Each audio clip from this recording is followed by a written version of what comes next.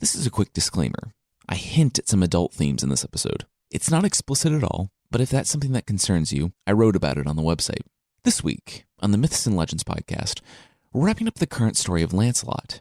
If last week's episode wasn't warning enough, you'll see why you really shouldn't get into cars with evil-looking mythological creatures. Also, reality dating shows have nothing on the Middle Ages. On the Creature of the Week, it's a whole race of creatures named William, and they are all super passive-aggressive.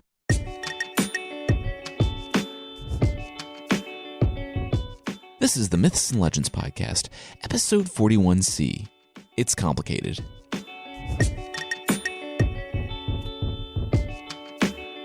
This is a podcast where I tell stories from folklore. Some are incredibly popular stories you think you know, but with surprising origins.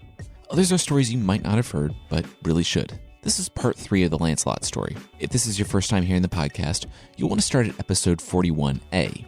Previously on the podcast, Lancelot was raised by Vivian, the Lady of the Lake, who lived in Brittany. She was hiding out from Merlin, who tried to seduce her when she was 12 with some magic tricks. Lancelot went to King Arthur's court and had an awkward interchange with Guinevere, fell in love with her, was knighted, and left on adventures. Vivian ran into Merlin, and they had a bit of a heart-to-heart, with her agreeing to try their relationship again in a year, if Merlin was still interested.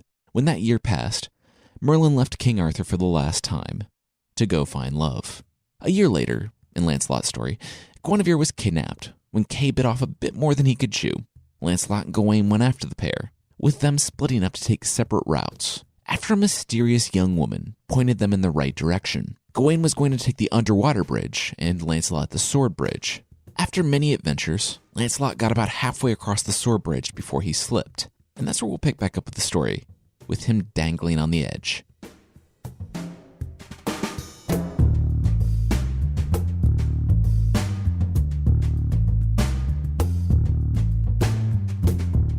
Blood streamed down Lancelot's forearm and into his armor. He didn't look down, but he could hear the waves crashing against the rocks. He would die if he dropped. He would probably die if he stayed hanging here, and he would definitely die if he had to face those lions at the other end. Things were not going well for Lancelot. Still, he knew Guinevere was watching him. He knew she was safe. He wasn't going to die here. He started swaying on the sword bridge, with the blade digging into his hand with each sway. Eventually, he was able to hook and subsequently cut a foot on the bridge, and then he strained while holding the blade, pulling himself and 50 pounds of armor until he was back on the sword. He didn't try to get up and walk after that. His hands and feet were already cut. He just had to get off this bridge. He went as fast as he could, gripping the sides with his hands and pushing along with his feet until he approached the point. He was feeling lightheaded now from lack of blood, and he rose to his feet as he approached the end. He was feeling really weak at this point, and he had just enough energy to put his hand to his sword and fall forward, right into the path of the lions. Lancelot didn't know what was more surprising as he laid face down in his armor: the silence, or that the lions were not eating his face. He struggled until he was able to look at them and saw just the rear halves of the cats, but the front halves weren't there. Then he knew. He waved his hand around, and as he moved it closer to the beasts, they disappeared. It was the ring that Vivian had given him. It nullified enchantments and illusions. The beasts were never there to begin with. The last thought Lancelot had before passing out was that he was happy he had been saved from cats just in time to die of blood loss.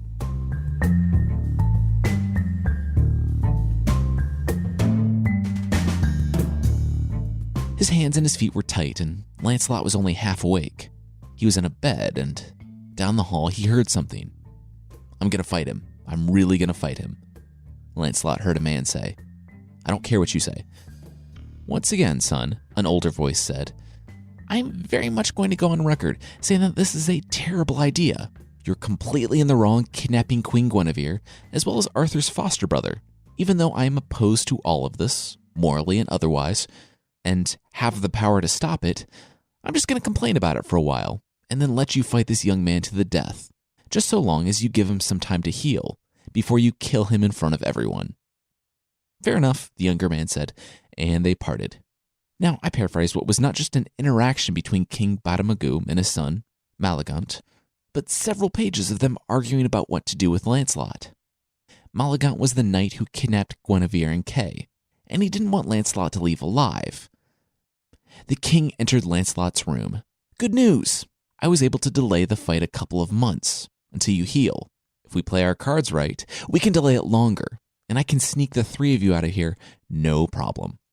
Hi? Lancelot said. Lancelot learned that even though Malagant was the son of King Badamagu, Badamagu thought he was just horrible. He disagreed with the whole kidnapping and imprisonment of women thing, and as soon as Guinevere showed up, King Badamagu put her in her own private wing, where Malagant and the others couldn't get near her. Badamagu didn't know who would win in a fight between Lancelot and Malagant, but he didn't want this obviously very brave and capable knight to kill his son. Lancelot insisted on killing the man's son, though. But he would take his time to heal. 1 day, exactly. Lancelot just had deep gashes on his hands and feet. And it's not like you need your hands and feet to fight someone to the death.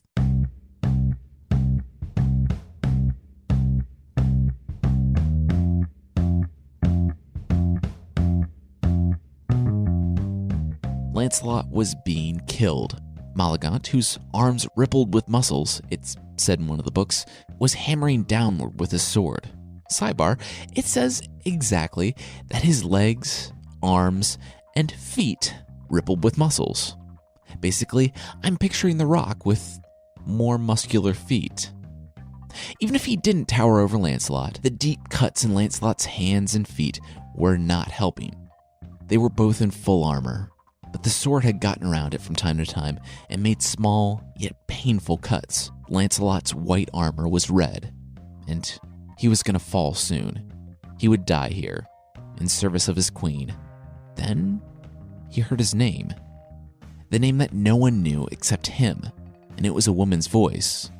He turned around and saw the woman he loved at the window. It was Guinevere. She was calling to him. Sidebar, we aren't told how she knows his name, but let's just pretend the monk who was with him when he lifted the slab saw the name and blabbed it to everyone so we can just kind of move on and not have to deal with it. Back to the fight. In Lancelot's moment of distraction, he took a hard hit on the shoulder from Malagant's sword and went down, but it didn't matter. As a listener, I've largely spared you from pages and pages of talk about the love Lancelot has for Guinevere, with love always being capitalized, about how it gives him strength and power and hope and honor and blah. It's probably the worst part about the writing of Creation de Troyes. That and the stories never seem to finish. Anyway, here's one of those instances where it actually fits pretty well with the story. Lancelot saw Guinevere, so not only does he know she's watching, but now he has a reason. He can do this. He stood and faced Malagant. Lancelot began hacking at his opponent, and it was difficult at first, but Guinevere yelling in support made all the difference. Slowly, he was able to turn Malagant until the very muscular knight had his back to Guinevere, and Lancelot could see her. The young knight, in formerly white armor, gripped his sword, reopening the cuts in his hand. But he was like a man possessed. He blocked Malagant's attacks almost before they happened, and in moments he had cut the knight in all the right places. Malagant was flagging, and soon he dropped. Lancelot had only to finish him. Then he heard Guinevere yelling that he should spare the knight, that he should stop fighting. Of course, it was all King Badamagu's doing. He didn't want either to die, and he liked Guinevere and disapproved of his son kidnapping her. He knew that seeing Guinevere would give Lancelot strength, and so he rushed the queen to the window at the last moment. He was hoping for a draw, though, and had to backpedal a bit when Lancelot almost killed his son. He got Guinevere to convince Lancelot to spare the boy, and now everything would be okay. Except that he saw his son stand to his feet and kick Lancelot in the chest. When the young man went down, Malagant stood over him, striking him repeatedly with his sword and kicking him in the ribs. Lancelot blocked as best he could, but he didn't hit back. Guinevere, his queen, had told him not to, and he was her knight. King Badamagu told his son to seriously stop it. I imagine a fairly awkward interchange took place, where the king and his son argued in front of the assembled knights and ladies, who just wanted to watch two grown men hack each other to death. At the end of it, Maligant decided that he wouldn't win this thing if Lancelot actually fought back. He agreed to let Guinevere leave, under the condition that they fight again, 1 year from today, at Camelot. If Lancelot failed then Maligant could take Guinevere, and no one would ever be able to come after her again. Everyone agreed that this was a good idea. Everyone except Guinevere, of course, because who cares what she, the person who would be taken, thought about that. The king agreed to release the remaining captives, with good guy Baramagu not really addressing why they were there to begin with. Lancelot thanked the king when the older man made his way out to the battlefield. The king himself helped Lancelot to his feet and directed him inside. After all this time, Lancelot was going to see the woman he loved. He was going to talk to the queen. He saw her approach from a distance, and it took his breath away. Hers was the face he saw in his dreams.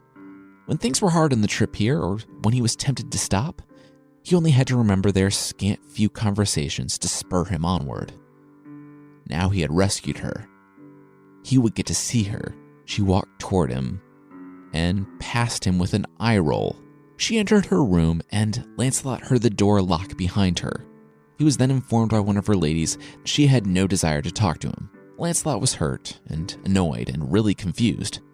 He figured that she and the other captives would have to return to Camelot with him, so she couldn't stay in her room forever. Then he learned that they would not be leaving for Camelot right away, because Gawain hadn't showed up yet. Gawain, who took the very inaccurately named underwater bridge, still hadn't arrived, and the queen refused to leave without the famous knight. Lancelot stayed a couple of days and healed a bit before setting out to look for Gawain. He was thoroughly confused and distracted about Guinevere when he left, and that could have been why he didn't take any armor, or weapons, or other knights. King Baramagu told Lancelot that he could travel safely in the king's lands, but the king didn't happen to tell anyone else in his lands, at least not right away. Lancelot was captured a couple days out in his search for Gawain, and the message got a little garbled on its way back to King Baramagu, in basically a medieval game of telephone. The king learned that Lancelot was dead, purple monkey dishwasher. Guinevere took it hard. Snubbing him had been a joke, kind of. She had heard about him in the cart, about how it took 2 extra steps for him to climb aboard and take on that terrible shame in order to come find her. She was just going to give him a hard time about it, but he left so quickly seeking for Gawain that she didn't get to tell him that it was just a joke. I get the joke, but maybe, I don't know, wait until his wounds heal from battle in which he was fighting for your freedom, or until they scab over. It was really poorly timed, and now he was dead. Guinevere stopped eating. It got so bad that she refused to get out of bed. That young man had died, and he didn't know how grateful she was. She cared for him, too. Out of all the knights on King Arthur's court, he was the only one to show up here, the only one to fight for her freedom, and now he was gone. And he had left so soon because of her.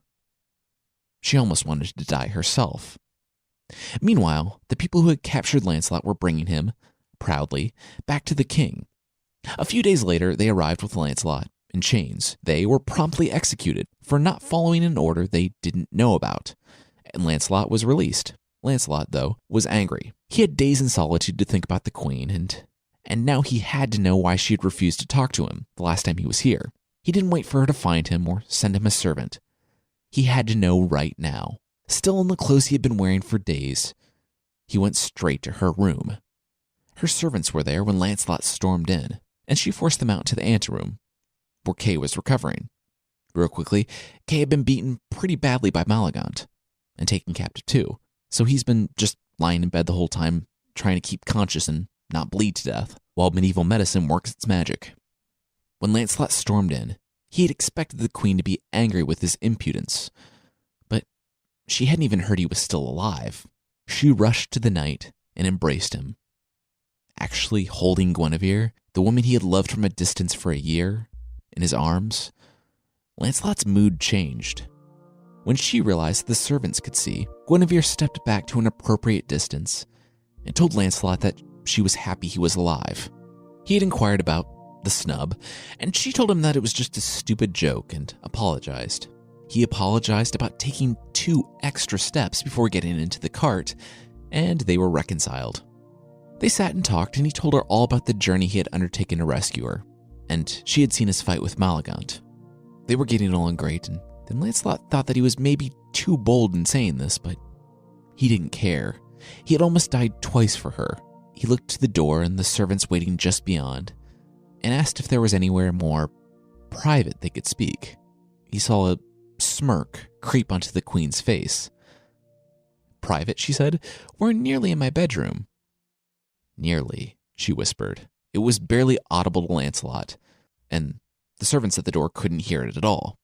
Guinevere turned and looked at the window. There were thin iron bars on it, and she remarked, still in a whisper, about how great the view of the orchard was. Her door was locked at night, of course, but some nights she would just look out at the orchard all night, and if there happened to be anyone outside of her window, she could talk to them through the bars. This person would have to be quiet and discreet and careful that no one saw him, and Guinevere remarked how she always had to be quiet at night, because Kay slept in the connecting room. He had insisted on it to watch over his queen. Of course, he was still recovering from his fight when Guinevere had been taken, so he was bedridden and wouldn't be barging in or anything like that. Then, without warning, she began talking loudly again, and informed the good knight that she appreciated his service, and they would wait until Gawain returned to leave for Camelot. She summoned a servant to let Sir Lancelot, is it, out of the room. Good day. Lancelot's head was swimming as he sat around in eager excitement, waiting for nighttime. When it finally came, he was as quiet as possible when he ducked around the bushes and trees in the orchard, until he saw her window. He wedged his feet between the stones and pulled himself up to her barred window. Looking in, he thought better of trying to whisper inside, but he only had to cling to the bars for a few moments. He saw her emerge from the darkness. She was wearing a white shift, something that ranges from a long sleeping shirt to a short dress, and she had a short mantle around her, or like a short cape that goes down around the small of the back. She walked straight to him, and she grabbed the hand that wasn't holding a bar and held it, stroking it gently. She moved her hand up and held his face. His heart leapt. This was happening? This was happening. They talked for a long while, holding hands through the bars, free from the restraints of propriety. They were free to get closer than Lancelot ever dreamed. Both had thought they lost the other. Lancelot began to hint at his feelings for her. She said she realized she felt differently about him when she thought he was dead. He was the only one to come fight Malagant. Then, Lancelot took a deep breath and tried to kiss her, and he hit his head on the bar. They paused for a moment to hear if Kay would awaken, if Lancelot would have to drop down from the window and risk even more injuries for her, but Kay didn't. Then, Guinevere said something that nearly made Lancelot faint. She said that she wished the bars weren't here. She wished that he could come inside. I can bend these bars right now, Lancelot said, probably too eagerly. Guinevere paused for a half second and then said okay. She would need to go get back in bed in case Lancelot was too loud and woke Kay, who was just through the open doorway. Lancelot said there was absolutely no way he was going to be too loud and screw this up. Go lay down. I will be right there. Lancelot strained super quietly against the bars. He had gone through so much for her. He would pull all night if he needed to. He thought his heart skipped a beat when he felt the bars begin to bend. He didn't feel it because of his excitement, but the scabs on his hands tore open. He gritted his teeth and pulled until it was time for him to, with a lot of effort, squeeze through the bars. Then he was in the room. He could see her sitting up in bed in the moonlight. He went to the door to the room where Kay slept and quietly shut it before going to join Queen Guinevere.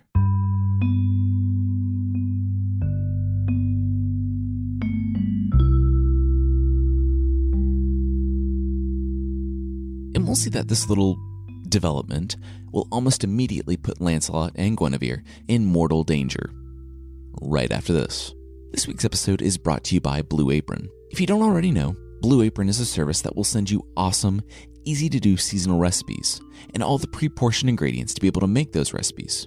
These are professionally developed recipes with fresh, sustainably sourced ingredients. It comes every Friday for me, and it's fun to get excited about cooking again as you unbox the ingredients for the week. So, I don't know if you knew this, but in cities in medieval England, Food could cost up to 2/3 of a laborer's wages, and it wasn't super easy to come by. And when it was, well, I hope you like boiled cabbage and a lot of hopefully not moldy rye bread. It's not the Middle Ages though. Hopefully you knew this. And Blue Apron, for less than $10 a meal, will send you meals with way more variety than just boiled cabbage. They also have free delivery to 99% of the continental United States and 99.5% of food deserts. You can go to blueapron.com/legends and check out this week's menu and get your first 3 meals free with free shipping. That's like almost a day of wages for a medieval English laborer. Free. So yeah, you will love how good it feels and tastes to create incredible home-cooked meals with Blue Apron. So don't wait. That's blueapron.com/legends. Blue Apron, a better way to cook. Okay, now back to the show.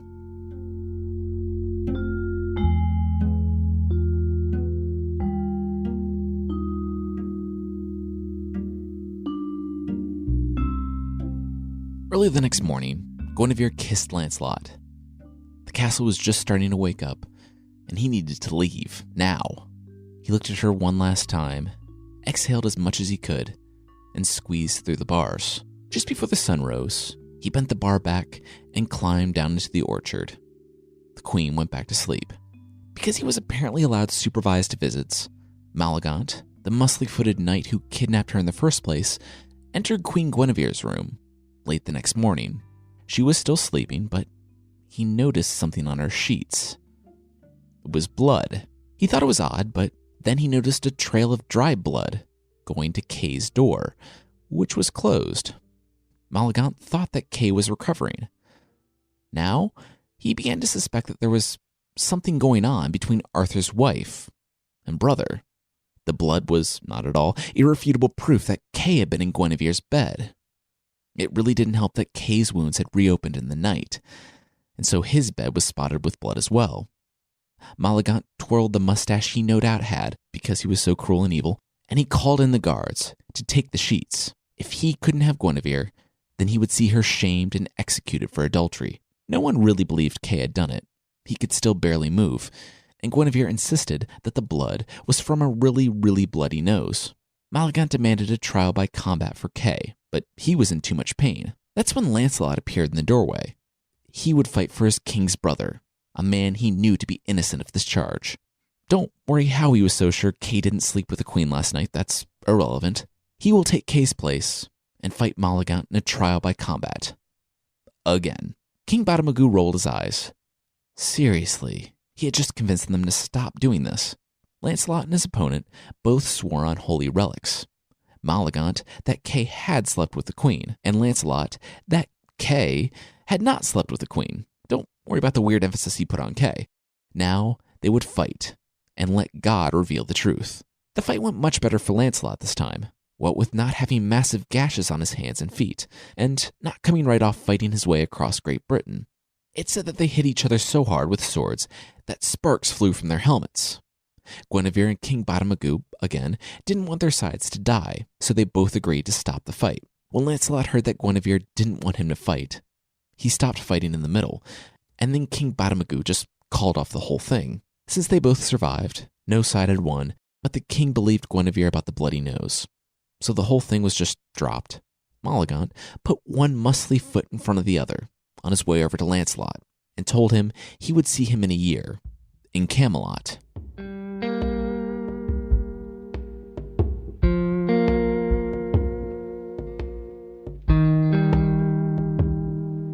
Almost 1 year from the day that Lancelot and Malagant had fought, Malagant sat on his horse before Gawain in Camelot. Gawain being the one who would fight him for Guinevere, in Lancelot's absence. No one had seen Lancelot in the year since he had fought for Guinevere's honor. He had left looking for Gawain and disappeared that day. The pair, Malagant and Gawain, were pretty evenly matched, and no one really knew who the winner would be. Then they heard the thudding of hooves on the ground. Before anyone knew what was going on, another knight had entered the battlefield, in full, shining armor. He sat on his horse between Gawain and Malagant. He pulled off his helmet and threw it to the ground. It was Lancelot, back from the dead. We'll back up and talk about what Lancelot did over the past year. He disappeared just hours after he defeated Malagant the second time. he told Guinevere and Kay that he was going to search for Gawain, who still hadn't arrived after taking the underwater bridge to get to Badamagoo's castle. Lancelot will be right back, he told Guinevere, them looking deeply into each other's eyes. With that, he left with a group of King Badamagoo's knights. This is where things kind of start to go off the rails a bit. A few hours outside King Badamagoo's castle, they saw an evil-looking dwarf riding a cart. Despite that really not working out well for Lancelot's reputation the last time, the dwarf promised to take him to a very wonderful place. And that's all he said, a very wonderful place. A very wonderful place sounding very wonderful. Lancelot went with the evil dwarf and was not seen by those men again. Those knights found Gawain bobbing in the sea, alive but just barely. He had failed in his crossing of the underwater bridge, and he had been adrift in the sea for a while now, his armor having rusted around him. They dragged him out, told him everything that had happened in the past few days, and they helped him back to Badamagoo's castle. Everyone waited for Lancelot, with Guinevere, Kay, Gawain, and King Badamagoo in deep anxiety. They were all surprised when an absolutely real message came from Lancelot at Camelot, saying he had just gone home and that everyone from Arthur's kingdom should come too. When they arrived, everyone was surprised and heartbroken to find that the message had been forged. No one had heard from Lancelot for weeks. After the evil dwarf rode off with him, kids, that's why you don't get into a car with an evil-looking mythological creature, even if he promises to take you to a very wonderful place. Life went on in Camelot, with Guinevere in a deep depression over the disappearance of Lancelot. Guinevere, though, having a husband and a very handsome knight on the side, was not the only one with too many choices. The well-to-do young women in the land wanted to get married, but there were simply too many talented, brave, and good-looking men. They lighted on a solution. They would have the men fight it out, and they would pick whomever was left standing at the end. The women scheduled a tournament. Like I said, Lancelot was a captive, and it should not surprise you at all to learn that it was Malagant who had arranged the evil dwarf driver and his vague promises. Lancelot was just shut up in some manor somewhere, though, on the estate of one of Malagant's lords. Malagant barely stopped by, and one time when the lord was out, the lady of the castle brought Lancelot his food and casually mentioned the tournament. Despite being in love with his king's wife, Lancelot knew he must go. Not because of the young ladies, though, but because he knew Guinevere would be there. The lady of the castle said, "Well, you're supposed to be a captive. If I let you out, you have to promise to return after the tournament, and also give me your love." Lancelot said that as long as he was permitted to go to the tournament, he would come back and give her whatever she wanted. She lent him her husband's armor, it was bright red, and said that it was obvious that he was in love with someone else. But she would take whatever scraps of his love that she could get when he returned. Yeah. He went to the tournament and did amazingly. So well that Guinevere began to think it was him. She sent a servant to this mysterious Red Knight, who told him to, quote, do his worst. And that does not mean what you think it means. She wanted Lancelot to throw the match. Hard. And he did. He ran from battle and did so poorly that he was the laughingstock of the whole tournament. 2 days of this passed before Guinevere told him to do his best. And he did. Beating everyone. This confirmed in her mind that this was Lancelot. He was alive, and he would do whatever she wished. Unfortunately, when the tournament was over, he had to return to prison. He had sworn to this, even though it was a really unjust captivity and all that. As soon as the last night was down, he leapt the fence with his horse and rode off into the horizon. The young women who put on the tournament to find a husband had just watched all of their other prospects being humiliated on the battlefield, and they decided that if they couldn't have this mysterious Red Knight, then they wouldn't have anyone. They all agreed not to marry anyone for a year, and that June presumably devastated the Camelot wedding industry. And yeah, if you're wondering how Lancelot beat scores of armed and armored knights in a battle royale, yet was captured by one evil dwarf, well, I'm pretty sure you just gave more thought to his captivity than the writer ever did. Malagant, when he learned that Lancelot had been let out and had returned, was very unhappy that his jailers were not doing really the one thing that defines a jailer, not letting the prisoner go just because he promised you he would return.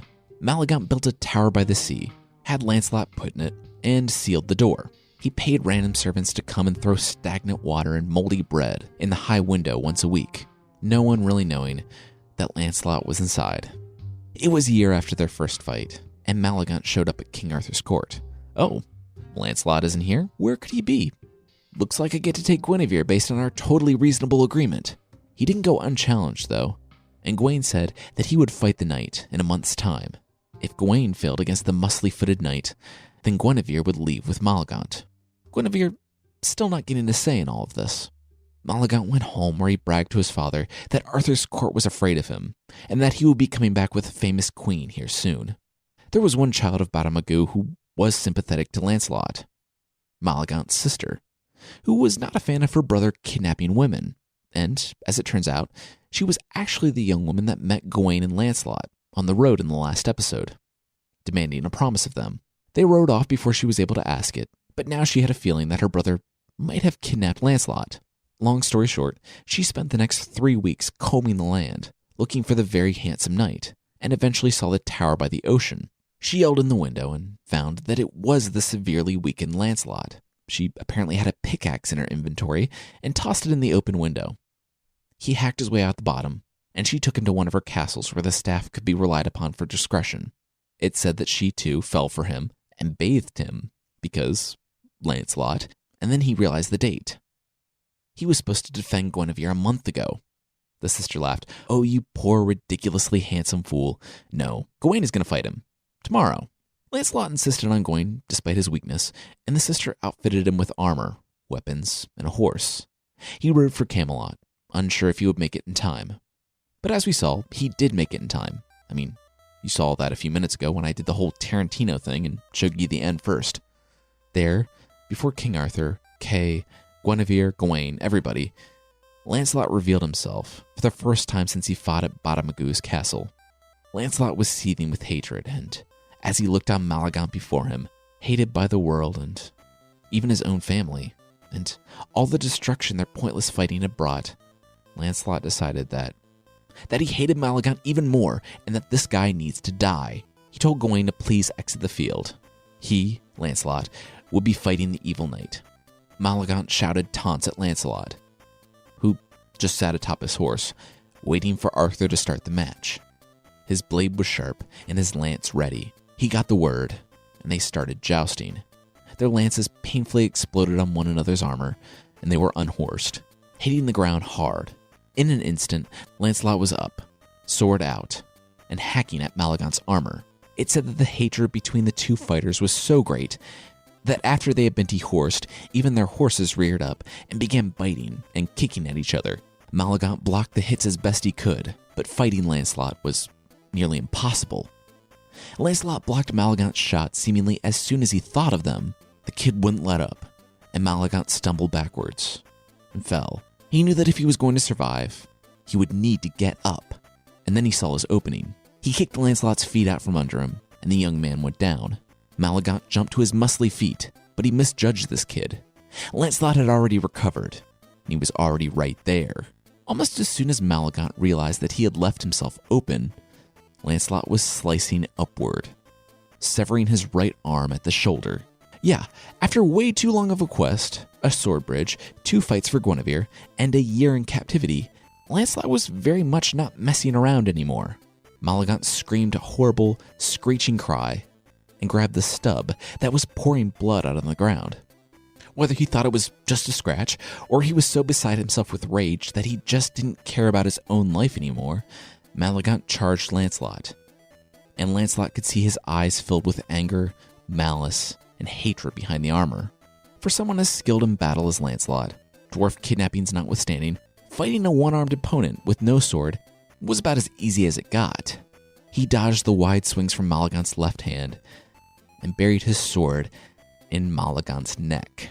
Blood gurgled up into his enemy's mouth, and Lancelot was surprised that he kept fighting. He finally stopped when Lancelot pushed his sword all the way through and completely separated his head from his body. Lancelot stood, took off his helmet, and wiped his face. It was over. He looked at the cheering crowds, but there was only one person he was looking for. She was sitting next to the king, her husband, her face streaked with tears of joy that he was alive and back in Camelot. Lancelot rode to his king, Arthur, and bowed low. When he stood, he didn't hear a word Arthur was saying to him. He was looking at Guinevere as best he could out of the corner of his eye, as she stood next to her husband. Finally, it was time to talk to her, and he saw her restrained and cordial. She looked deeply, briefly, but deeply, into the eyes of Lancelot, her knight, and told him thank you. She asked that he stay in Camelot for a little while now, and he said that he would do anything she asked of him. She smiled a polite smile and said, I know, and told her husband that this young man, Lancelot was it, would make an excellent addition to his round table. Another night approached Arthur, which left Lancelot and Guinevere effectively alone in the middle of a crowd. Lancelot looked at her. He needed her to know that this wasn't over, at least not for him. He loved her, and he would find a way to be with her if she wanted. As if she could read his face, she gave him a wink and spun around. As she did, her hand grazed Lancelot's, and his heart jumped. He watched her walk away and join her husband, the king. This was going to be tricky.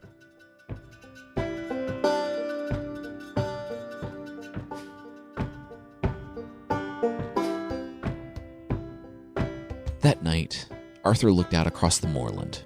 Everything was settled, for the time being. His wife was here.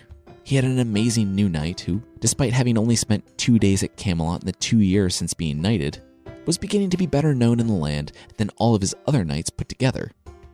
Things were starting to calm down a bit. Still, medieval Britain wasn't without its problems. Arthur had been doing this long enough that he knew times of peace weren't permanent, but seemed to be just lulls between conflicts. Since Balin had struck the dolorous blow all those years ago, Britain had been in near constant strife. It was times like this when Merlin would burst through the door in a huff, warning of the next catastrophe. I imagine that, even though it was a wizard bursting in your door with yet another existential threat, there was a comfort and excitement in the fact that they would be facing it together. It was the silence that broke Arthur's heart now. Because Merlin wouldn't be opening that door again. Arthur had sent people all around the British Isles and into the continent looking for the wizard, but they hadn't found anything. It seemed Merlin wasn't playing a trick when he told Arthur that they would never see each other again. As Arthur looked out on the cold moorland, he wondered what had become of his old friend and mentor.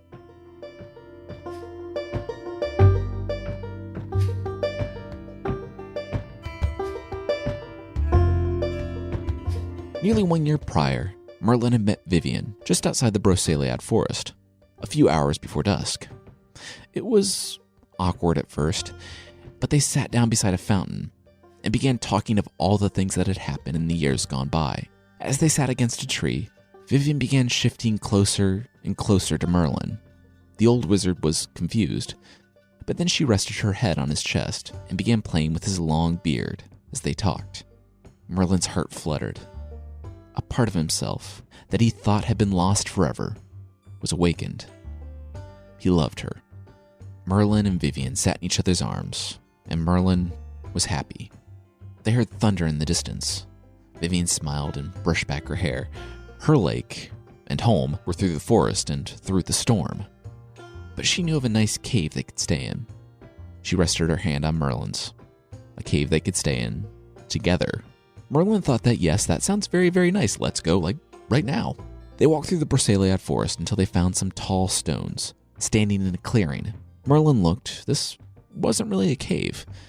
But Vivian gave his hand a squeeze, went to the stones, and said a spell. They slid apart in the ground, as if it was water, revealing a cave and a walkway down into the ground.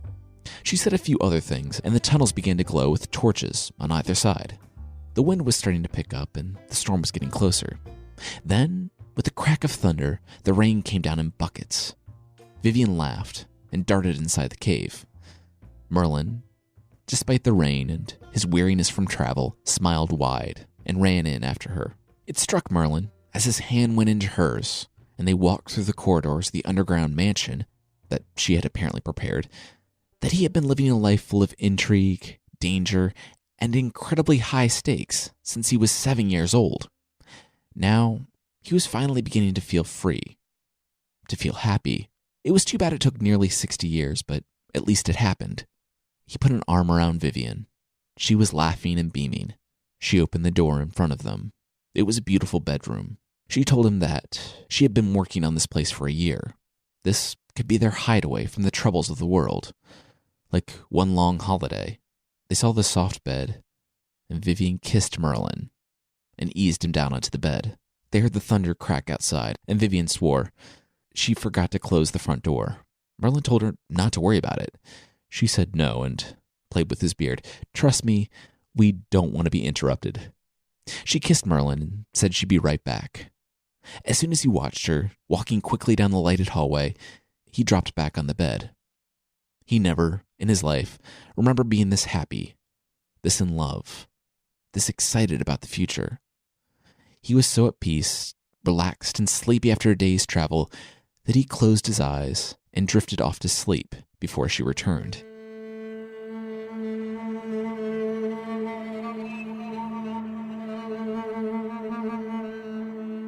In his dreams, they were traveling the world together. They were in the frozen north, then traversing the kingdoms of Italy, then sailing to Byzantium, happy and in love, living out whatever time they had left, together.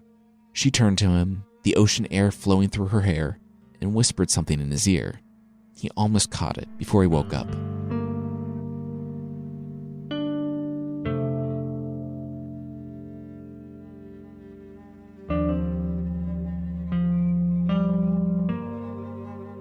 Merlin's head ached as if a rock was jutting into him. Even before opening his eyes, his tailbone, back, and elbows were sore too. He would need to talk with Vivian about this bed. He rolled over, and his fingertips hit hard stone. His eyes snapped open, but he wasn't in the warm, pleasant room where he had fallen asleep, but on a stone bed in the drafty darkness. Light was coming from down the hallway, and Merlin relaxed when he saw Vivian standing in the doorway. He saw her sling a pack over her back.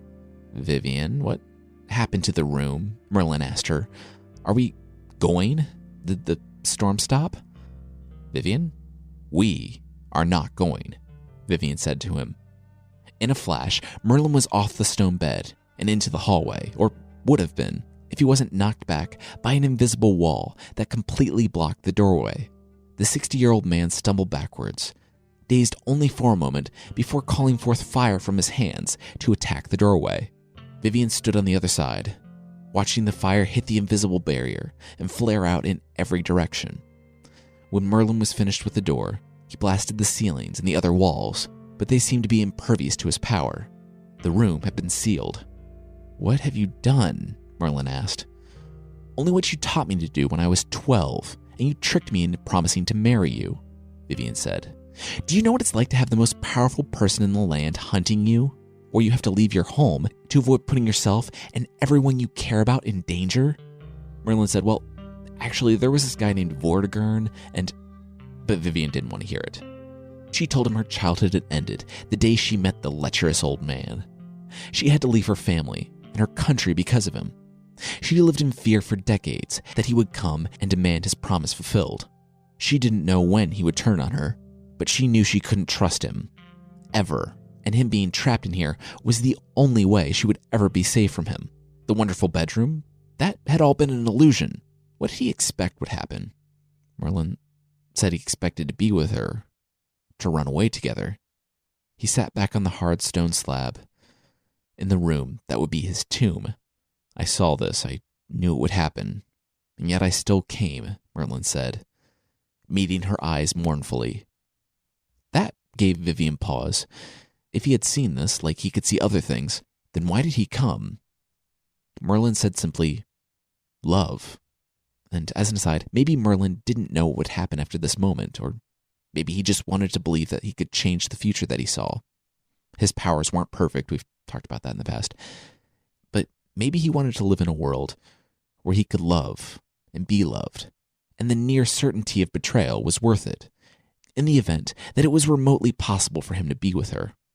Vivian wrapped her cloak around her head and pulled her pack back up to her shoulder. "Goodbye, Merlin," she said. Her hatred for him had long dried any tears that might come from their final parting. "You can scream if you want. You're deep underground and there isn't anyone for miles. I left a pack of food in the corner. My advice, don't eat it. It'll only prolong the inevitable." Merlin went to the doorway and rested his hand on the invisible wall. "Vivian, please," he said. "Don't do this." When he saw that that wasn't getting him anywhere, he asked for one final kindness. She knew a spell to put him to sleep, so that only she could wake him. She had used it on him the night before, and if she said it now, he could go to sleep and simply never wake up. He would waste away and die, but he would do so dreaming of a world where they could be together. She gave him a melancholy smile and put her hand on his, separated only by a thin, impenetrable magic wall. Then the smile faded, and she pulled her hand away. She said, simply, "No," turned and walked away.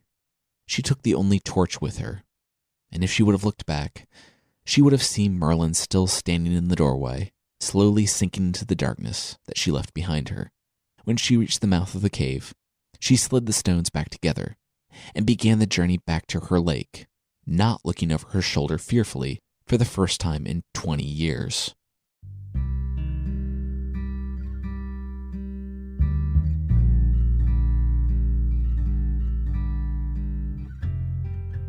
No one knows how long it took, in the end, but Merlin died down there, cold and alone. His body was never found, and the half-demon who had guided kings and preserved his people in a dangerous world passed into legend. 1 year later, Arthur was beginning to get cold, looking out on Camelot and the moorlands beyond the walls. Wherever Merlin, his old friend and mentor, was, Arthur hoped that he had finally found some peace. But in truth, Arthur would grow old, always wondering what happened to his friend. As Arthur surveyed his kingdom, he knew that he had grown into a capable king, surrounded by people that he could trust completely, like his wife, Guinevere, and the Knights of the Round Table. Whatever happened, he knew that he could trust them. Whatever tomorrow held, he knew that they could face it, together.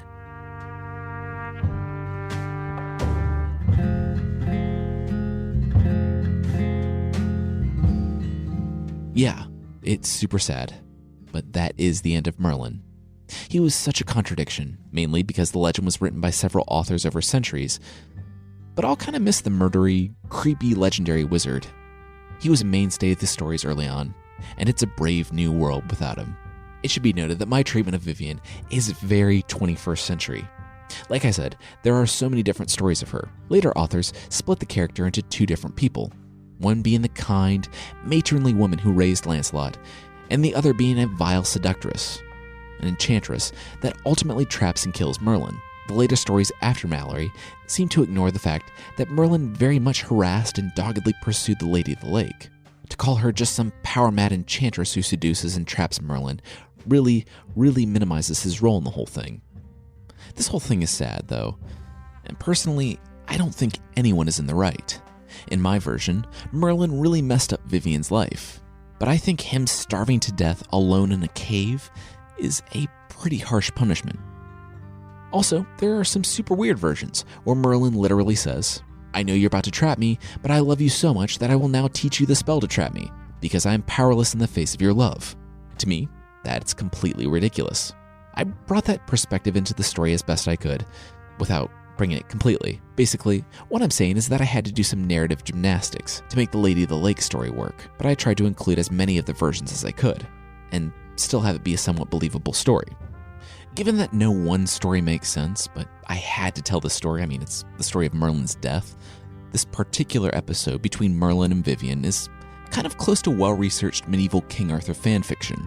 I've written on the discussion post what I got from where for this particular story. Also, the imprisonment of Merlin, it's in different places in a tree, in a rock, and under a rock, and in a cave. So I went with the cave because it made the most sense, but there are a lot of different versions. The relationship between Lancelot and Guinevere is very much not over, as they both walk a dangerous line. What they've started here is very bad for them, Arthur, and the Round Table, and it will have consequences for the entirety of Great Britain. Those consequences will have to wait, though, as we go through and talk about the other characters leading up to the quest for the Holy Grail. The next King Arthur run will be Gawain, though, but that won't be next week. Next week is the story of Yi Qian, one of the earliest Cinderella stories, from China.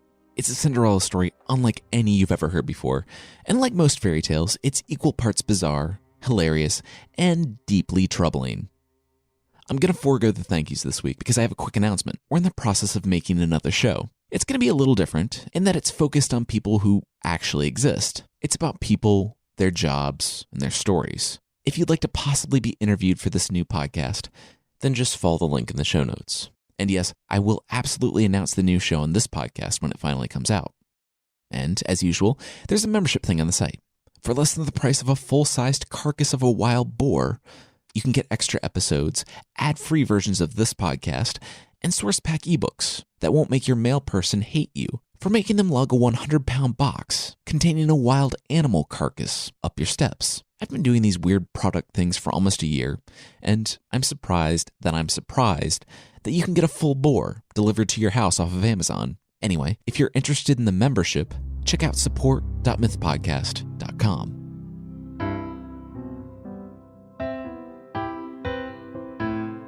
The creature this week is the Lamanok from Basque folklore.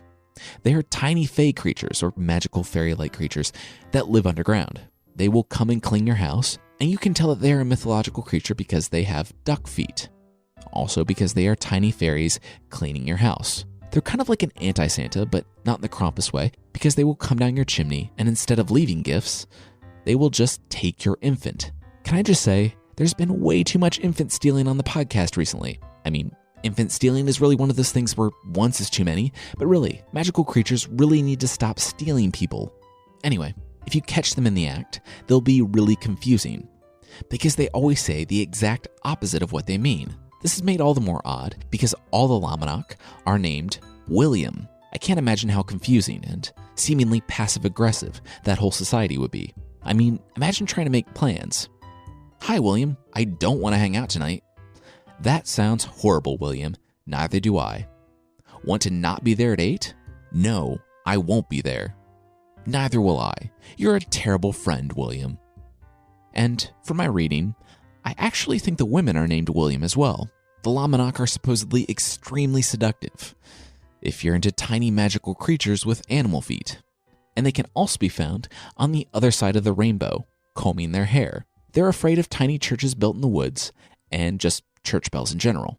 That's about it for one of the weirdest creatures we've done so far. If podcasts have mascots, I think William, the passive-aggressive, duck-footed gnome, would be a pretty strong contender.